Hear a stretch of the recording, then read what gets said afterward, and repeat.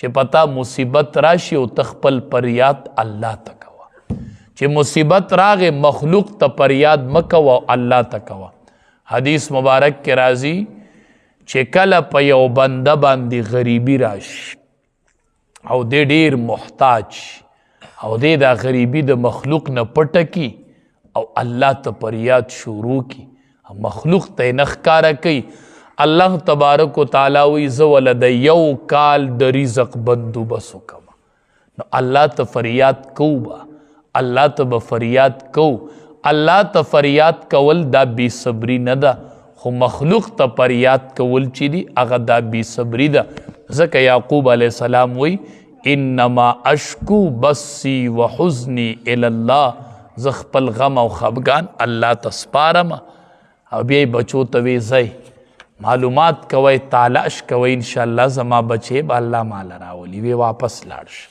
فرمایي فلما استیأسوا، هر کله چې دی نا امید شول، منه داغه نه خلصو نجیه، نو جدا شول جرګه کوونکي.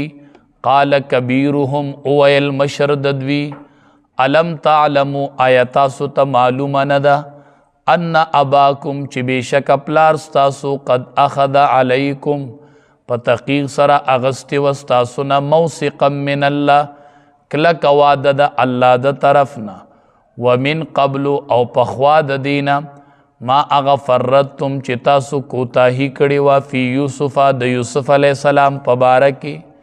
نو فلن ابرح الارض، زه خو هیڅ چرې نه جدا کېږم د دې ځای نه، حتی یأذن لی ابي، تر دې چې اجازت وکي ما ته پلار زما، او یحکم الله لی، یا فیصله وکي الله زما په باره کې، وهو خیر الحاکمین، دغه الله غوره فیصله کوونکی دی.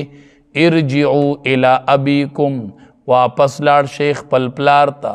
فقالو، ورته ووایي یا ابانا، ای پلاره زمونږه، ان ابنک سرق، بېشکه ستا زوی غلا کړې ده، وما شهدنا، او گواهی نه کوو مونږه، الا بما علمنا، مگر په هغې څه چې مونږ ته پې علم دی. وما كنا للغیب حافظین، نه یو مونږه د غیبو خبر لرونکي. واسأل القریة، او تپوسو که د هغې کلي نه، کنا فیه، چې مونږ وو په هغې کې، والعیر التي، او د قافلې هغې نه، اقبلنا فیها، چې مونږ په هغې کې راغلي وو، د هغې نه تپوس کوه. انا لصادقون، بېشکه مونږ رښتیني یو.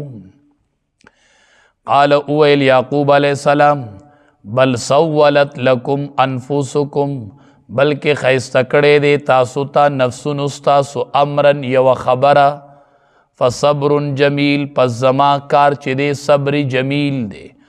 عسى الله، امید دی چې الله ان یأتینی، چراب ولی ما تبهم، دا ټول جمیعا په یو ځای باندې، دی به ما ته راځي. انه، بېشکه دغه الله هو العلیم الحکیم، پوه دی او د حکمتونو خاوند دی. وتولى عنهم، مخې واړو د دوی نه، وقال ویلې یا اسفا، ای افسوسه، علی یوسف، په یوسف علیه السلام باندې. وبیضت عیناه، سپینې شولې دواړه سترګې د ده، من الحزن، د غم د وجې نه، فهو کظیم، او دې ډک و د خفګان نه. نو قالو، دی اویل، تالله، قسم په الله، تفتأ تذکرو، تب همیشه یادوي یوسف علیه السلام، حتی تکون حردن، تر دې چې ته بشي بیکاره، رنځور بشي، او تکون من الحالکین، یا بشی ته د هلاک شوونه مړ بشي. قال اویل یعقوب علیه السلام، انما اشکو، بسی بېشکه زه بیانوم خپل سخت غم، و حزنی، او خپل خفګان، الی الله، الله ته، و اعلم، زه ډېر ښه پوهېږم، من الله، د الله د طرف نه، ما په هغه څه باندې لا تعلمون، چې تاسو پرې نه پوهېږئ.